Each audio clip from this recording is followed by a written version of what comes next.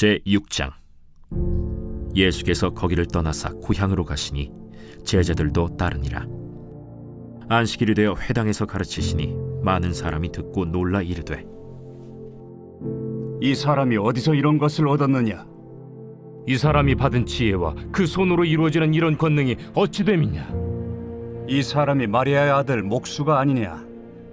야고보와 요셉과 유다와 시몬의 형제가 아니냐? 그 누이들이 우리와 함께 여기 있지 아니하냐? 하고 예수를 배척한지라. 예수께서 그들에게 이르시되, 선지자가 자기 고향과 자기 친척과 자기 집 외에서는 존경을 받지 못함이 없느니라. 하시며 거기서는 아무 권능도 행하실 수 없어 다만 소수의 병자에게 안수하여 고치실 뿐이었고 그들이 믿지 않음을 이상히 여기셨더라. 이에 모든 촌에 두루 다니시며 가르치시더라. 12 제자를 부르사 둘씩 보내시며 더러운 귀신을 제어하는 권능을 주시고 명하시되, 여행을 위하여 지팡이 외에는 양식이나 배낭이나 전대의 돈이나 아무것도 가지지 말며 신만 신고 두보롯도 입지 말라. 어디서든지 누구의 집에 들어가거든 그곳을 떠나기까지 거기 유하라. 어느 곳에서든지 너희를 영접하지 아니하고 너희 말을 듣지도 아니하거든 거기서 나갈 때 발 아래 먼지를 떨어버려 그들에게 증거를 삼으라. 하시니 제자들이 나가서 회개하라 전파하고 많은 귀신을 쫓아내며 많은 병자에게 기름을 발라 고치더라. 이에 예수의 이름이 드러난지라 헤롯 왕이 듣고, 이는 세례 요한이 죽은 자 가운데서 살아났도다. 그러므로 이런 능력이 그 속에서 일어나느니라 하고 어떤 이는 그가 엘리야라 하고 또 어떤 이는 그가 선지자니 옛 선지자 중에 하나와 같다.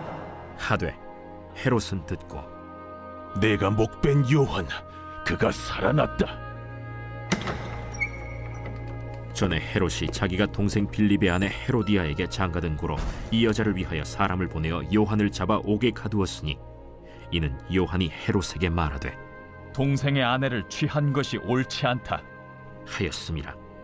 헤로디아가 요한을 원수로 여겨 죽이고자 하였으되 하지 못한 것은 헤롯이 요한을 의롭고 거룩한 사람으로 알고 두려워하여 보호하며 또 그의 말을 들을 때에 크게 번민을 하면서도 달갑게 들음이러라. 마침 기회가 좋은 날이 왔으니 곧 헤롯이 자기 생일에 대신들과 천부장들과 갈릴리의 귀인들로 더불어 잔치할세. 헤로디아의 딸이 친히 들어와 춤을 추어 헤롯과 그와 함께 앉은 자들을 기쁘게 한지라.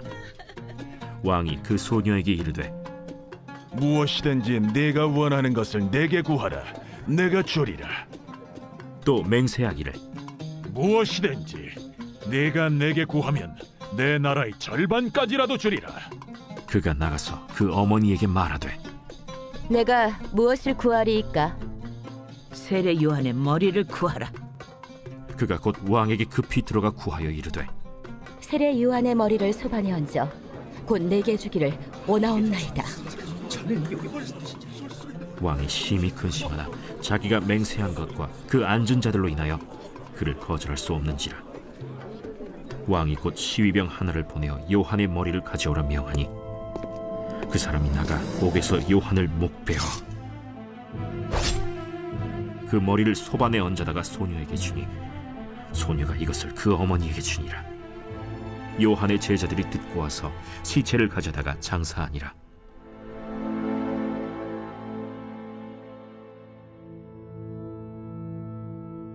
사도들이 예수께 모여 자기들이 행한 것과 가르친 것을 낱낱이 고하니 너희는 따로 한적한 곳에 가서 잠깐 쉬어라. 이는 오고 가는 사람이 많아 음식 먹을 겨를도 없음이라. 이에 배를 타고 따로 한적한 곳에 갈새 그들이 가는 것을 보고 많은 사람이 그들인 줄 안지라. 모든 고을로부터 도보로 그곳에 달려와 그들보다 먼저 갔더라. 예수께서 나오사 큰 무리를 보시고 그 목자 없는 양 같음으로 인하여 불쌍히 여기사 이에 여러 가지로 가르치시더라. 때가 저물어 가매 제자들이 예수께 나와 이것은 빈들이여 날도 저물어 가니 무리를 보내어 두루 촌과 마을로 가서 무엇을 사 먹게 하옵소서. 너희가 먹을 것을 주라.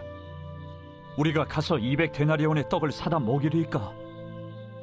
너희에게 떡 몇 개나 있는지 가서 보라.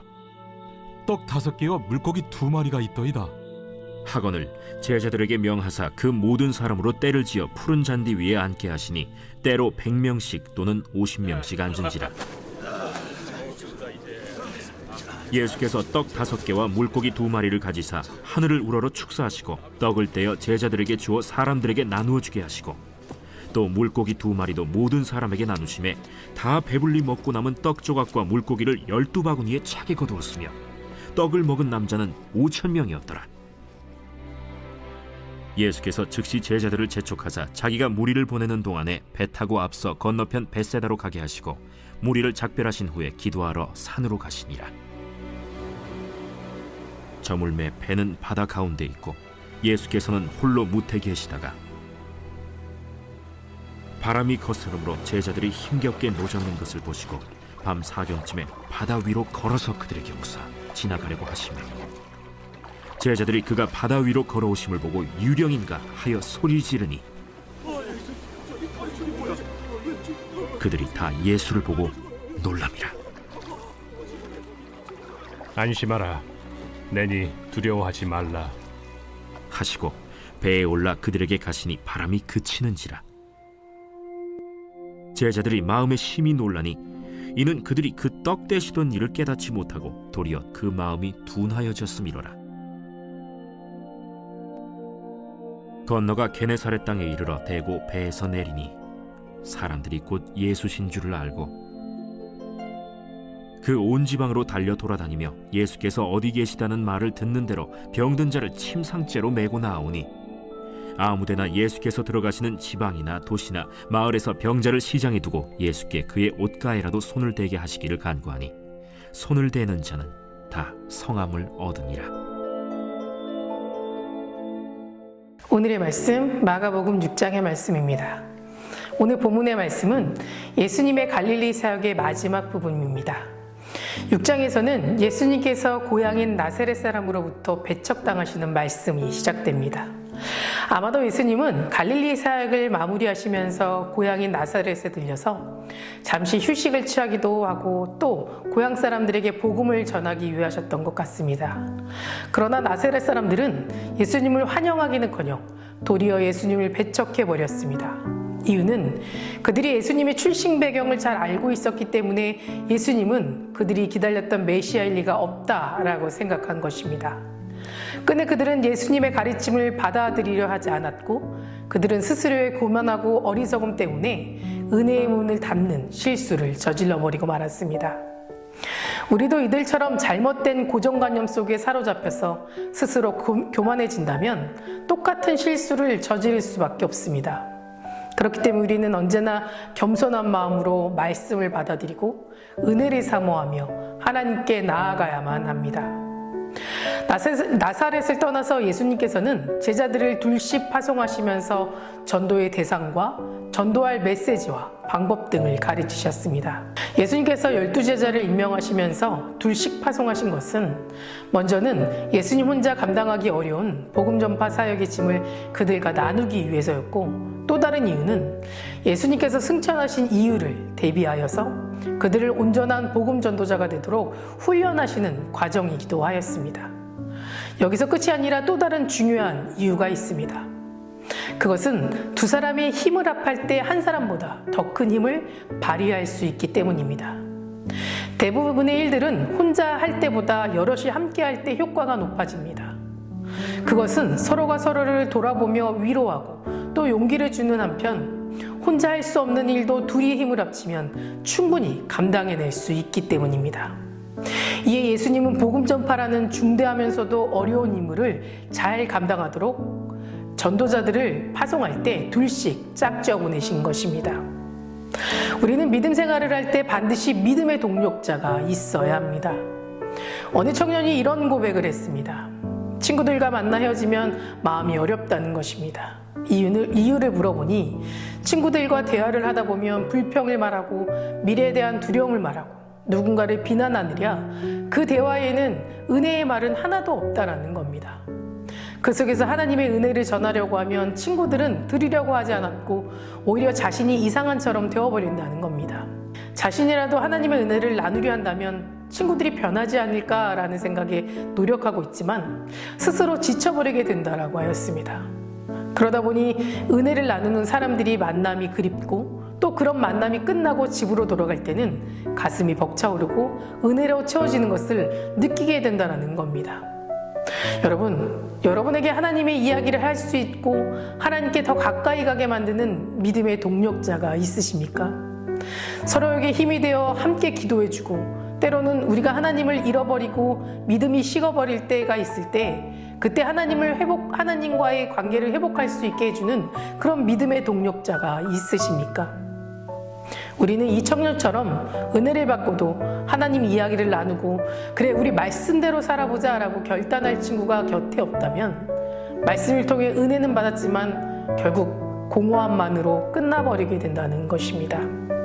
그렇기 때문에 우리 모두가 믿음의 동력자가 되어야 하고 우리의 삶에 때로는 문제를 만나고 때로는 폭풍이 찾아오더라도 내게 능력 주신 자 안에서 내가 모든 것을 할 수 있다라는 고백을 함께 만들어가는 믿음의 동력자가 되어야만 합니다. 그래서 예수님도 제자들이 복음을 전하면서 혼자서는 감당할 수 없을 때 함께 이겨낼 수 있고 의지하며 나아갈 수 있는 동력자를 세워주신 겁니다. 우리 모두가 이런 예수님의 지혜를 본받길 원합니다. 우리가 이 대목에서 한 가지 더 묵상해 볼 것은 예수님은 제자들을 부르셨을 때 그냥 부르신 것이 아니라 이것에 필요한 것까지도 함께 주셨습니다. 그 첫 번째는 예수님은 제자들에게 권능을 주셨습니다. 7절 말씀에 더러운 귀신을 제어하는 권능을 주시고 라고 말합니다.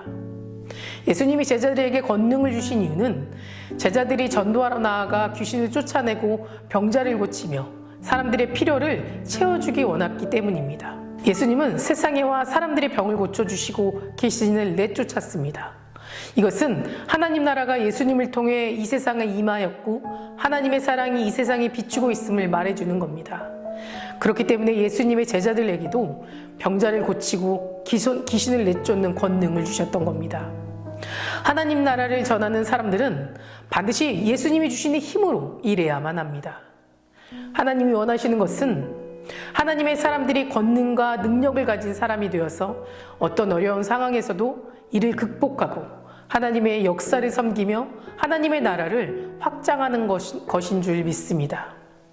그리고 두 번째로는 예수님은 제자들에게 아무것도 갖지 말라라고 가르쳐 주셨습니다. 8절과 9절 말씀에 명하여 이르되 여행을 위하여 지팡이 외에는 양식이나 배낭이나 전대의 돈이나 아무것도 가지지 말며 신만 신고 두벌 옷도 입지 말라 하시고 예수님은 제자들을 전도 여행 보낼 때 그들에게 있어야 할 것과 없어야 할 것을 분명하게 말씀하셨습니다. 이 말씀은 오늘 우리들의 관점에서 보면 의아할 수 있습니다. 왜냐하면 우리들은 전도 여행을 위해서라면 많은 준비를 갖춰야 된다고 생각합니다. 그런데 예수님의 이 말씀은 천국 복음을 증거하면서 오직 하나님의 능력만을 의지하라 라고 말씀하시는 겁니다.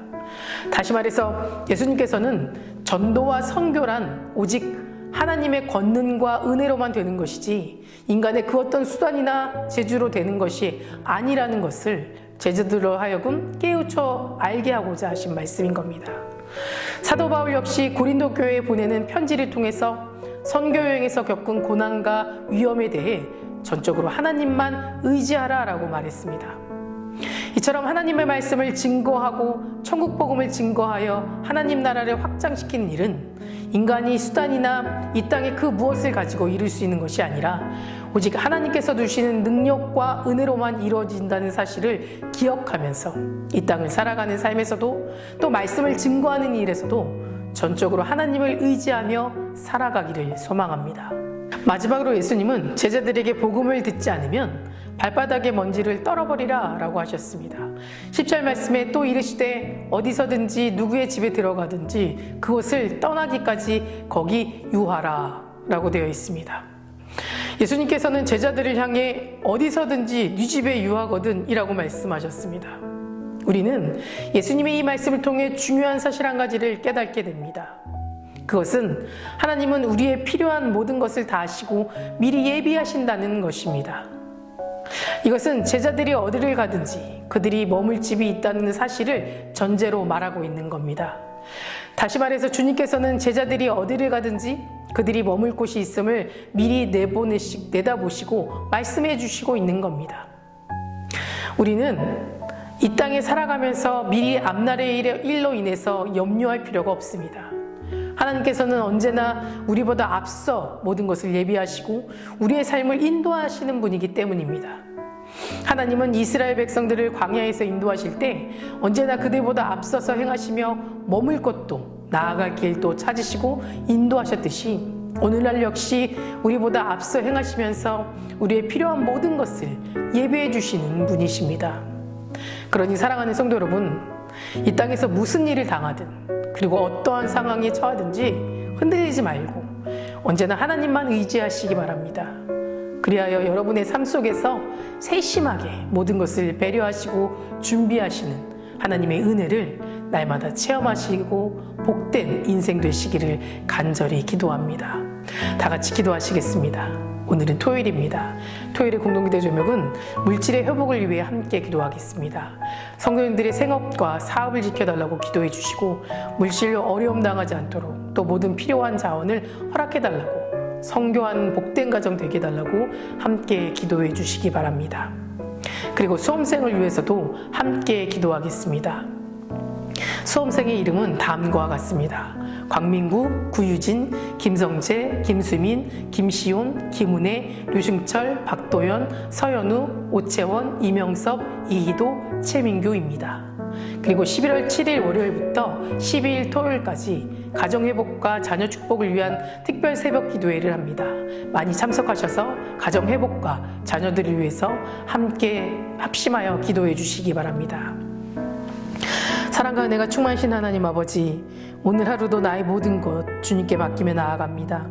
이 땅에서 어떤 어려움을 당하고 어떤 상황에 처하더라도 믿음이 흔들리지 않도록 언제나 하나님만 의지하며 나아가길 원합니다. 우리의 믿음을 붙잡아 주시옵소서. 하나님이 세우신 교회 안에서 믿음의 공동체로 이루며 은혜를 나누며 그 힘으로 세상에서 승리하며 살아가길 원합니다.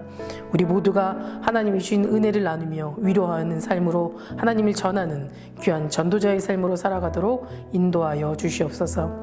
특별히 우리 성도님들이 생업과 사업을 지켜주시옵소서. 물질로 인하여 어려움 겪지 않도록 지켜주시고 혹여 어려움을 겪고 있는 성도님들은 주님께서 모든 것을 예비하시고 채워주실 것을 믿사오니 그들의 모든 상황과 처지를 살펴주시고 더 좋은 것으로 채워주시옵소서.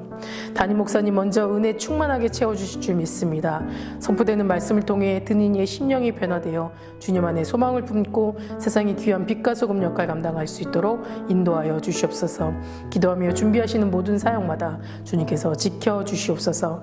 다음 세대 아이들의 믿음을 지켜주시며 우리 아이들이 말씀과 소망을 꿈꾸며 살아갈 수 있도록 인도하여 주시고 암으로 치유받고 있는 박재순 권사님, 윤영 권사님, 김시아 권사님, 이영숙 권사님, 오유미 성도님, 박세현 청년, 유경민 청년 깨끗이 치유해 주시고 투석 중인 성도님들, 사고로 입원 중인 성도님들 힘을 더해 주셔서 우울증, 공황장애, 불면증 겪고 있는 성도님들에게 위로함을 허락하여 주시옵소서. 우리 수험생들에게 지혜를 주시옵소서. 건강을 지켜주시고 좋은 컨디션으로 끝까지 모든 시험이 마칠 때까지 어떤 실수조차 생기지 않도록 지켜주시옵소서. 새벽마다 1000번째 드리며 간구하는 기도 제목에 응답하여 주시길 간절히 소망하며 이 모든 말씀 예수 그리스도 이름으로 기도드립니다. 아멘.